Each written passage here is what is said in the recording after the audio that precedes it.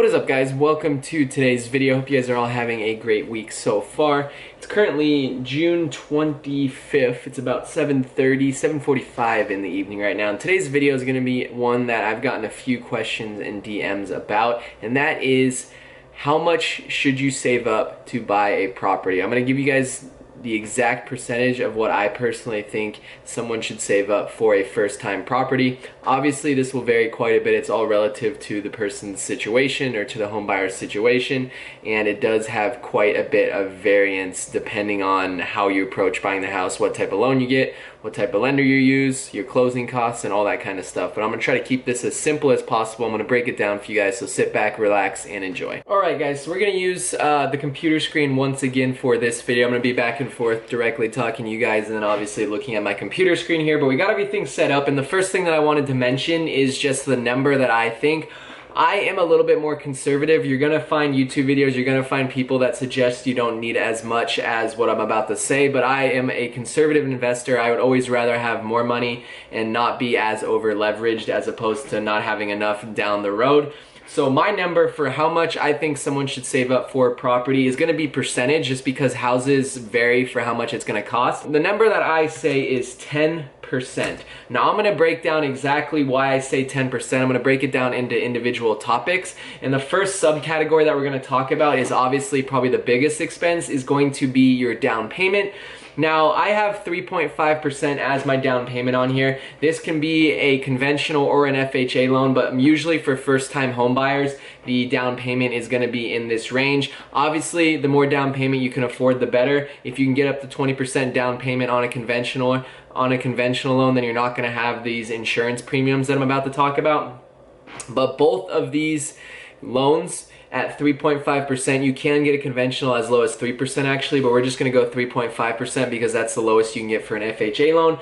So right off the bat, 3.5% goes to your down payment. We're going to say, let's actually get an example going on here. The house that we're going to use is just going to be a $100,000 property.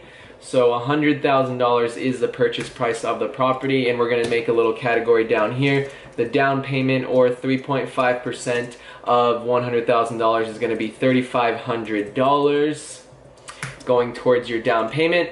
Now the next category I have is closing costs. This often gets looked over, and it actually does add up quite a bit. And closing costs sucks because you don't really see this number until you're pretty much all the way through the process of closing on a property. My last video on this channel, or my 2 videos ago on this channel, was actually a closing statement if you guys want to reference back to that video. But closing costs, this can vary quite a bit. You can get it super low if you are trying to have less saved up for a property. Then you can obviously negotiate having the seller of the property pay for a lot of your closing costs, and they can actually pay for part of it. They can pay for all of your closing costs. But just a rule of thumb, I'm gonna say 3% for closing costs.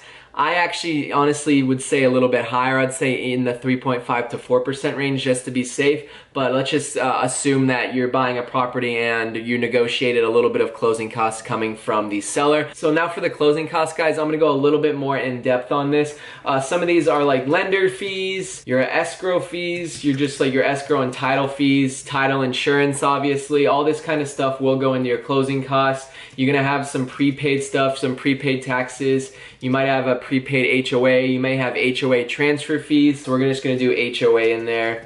And then obviously if you're getting a FHA loan, you're going to have mortgage insurance premium. We're obviously getting a loan on this, and when you get a loan through a lender, they're gonna have to send out their own appraisal to get the property appraised to make sure it's a good deal for them. So the appraisal, oftentimes, one of my lenders, my first property I believe was like $400, but my lender for my last 2 properties and the refinance, I believe was $500. Obviously, you're gonna have to pay this during the closing costs. Sometimes it's actually a separate fee where it's not even involved in the closing costs. It's just gonna come directly to you and you have to pay for it. That's what happened on my last one, is it's not even in the closing statement. It was actually a separate fee that I paid.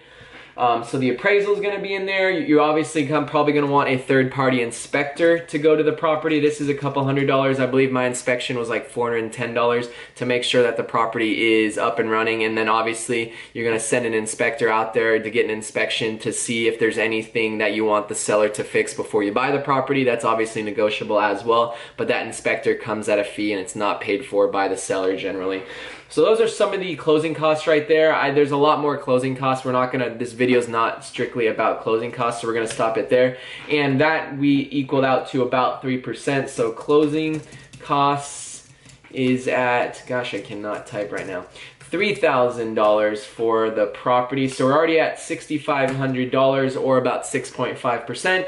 The next one, this is me personally. You guys don't really need to save up for this, but like I said, I'm more of on the conservative side, and that is 2-month emergency fund, just in case for some reason you're out of work, you don't have a steady income coming in. I always like to have at least a cushion of 1 to 2 months to get you on your feet for the property. I have 1% or 1.5%. I equaled it out, usually 2 months of your mortgage, your insurance, your tax, your utility bills, all that generally for 2 months equals about 1.5% of the overall purchase price of the property. So we're gonna go 1.5% here. Your taxes on the property, your mortgage obviously, or how much your mortgage, your interest rate, your principal, all that kind of stuff's gonna tie in there. Your insurance, your homeowner insurance, that's gonna add up. That's an extra, depending. My homeowner insurance is about $600 to $700 a year for my properties. I believe the one that I'm closing on now is about like $550. We got HOA fees that you're obviously gonna have to keep in mind. That's gonna tie into your monthly expense if you have HOA. And then obviously we have your PMI or your MIP. These are your insurances because you're having a loan, an FHA loan or a conventional loan under 20%. And then the final thing is utilities. Now this can be AC, this can be water bill, this can be your trash bill. I just like to add all this in and just have that safety cushion, a 2-month emergency fund, just in case you're not working. You can just pay all this off with the emergency fund you have saved. Like I said, 1.5% of the actual purchase price of the property. So your emergency fund is going to equal out to $1,500 saved. And then we're moving on to the final thing. This is another cushion thing. You don't really have to save up, but on my 3 properties, I've always put in a little bit of money. Even on my property that I'm closing on, I know I'm gonna put in at least a couple $1,000s to get it rent ready. Obviously, if you're gonna move in there, you're probably gonna spend a couple grand on your property to get it either how you want it or to get the appliances that you need. A lot of the times, at least in Arizona, these properties don't come with laundry machines. They don't come with refrigerators, so you're gonna have to keep that in mind when you're saving up for a property. These all are usually one-time expenses. Furniture, maybe you're transferring furniture from where you live now, but maybe if you're a first-time home buyer, you don't have any furniture whatsoever, you do want to save a little bit of money for these one-time things. Your tables, your chairs, your refrigerator, your laundry machines and stuff like that. Maybe you want to do a little repair on your house and that's going to cost you a couple $100s. Maybe you want to paint a room, that's going to cost you a couple $100s. So you have to keep all these small ones in mind, and I have this at 1 to 2% of the overall purchase price. Obviously, this is extremely different for each and every person, so I'm just being very general here, but I'm trying to keep this as simple as possible for you guys. So we're gonna go furniture, what do we say, appliances like your laundry machine, laundry, dryer, your fridge, maybe you have some moving costs, maybe you hired a moving company and stuff like that. So we're gonna go miscellaneous fees, and that, like I said, 1 to 2%. So we're gonna bring it down here. Move in expenses is, let's just say, another $1,500 here. So we are at, in total, for a $100,000 house, we are at $6,500, $75,000, $8,000, $9,500 total, and that is 9.5% of the purchase price of $100,000. So my math that I just did here, guys, all the numbers you guys are seeing is 9.5% of the purchase price, which equals out to right around what I said, about 10% total of what I suggest saving up for your property. Obviously, this can vary quite a bit, guys. I'd say you can probably get this down to even 7% if you really wanted to, if you really negotiate your closing costs, if you only do 1 month emergency fund, if you have less moving expenses, maybe you get super cheap appliances, or maybe you're getting gifted a refrigerator and maybe they left the washer and dryer into the house as you bought it. You can negotiate all this as well. If there's already a fridge, if there's already a laundry or a washer and dryer in the property, you can negotiate to keep that in the closing as well. So you can also, so you can make note, you can be like, in this deal I want the washer and dryer. So a lot of this comes down to the actual negotiation of the deal.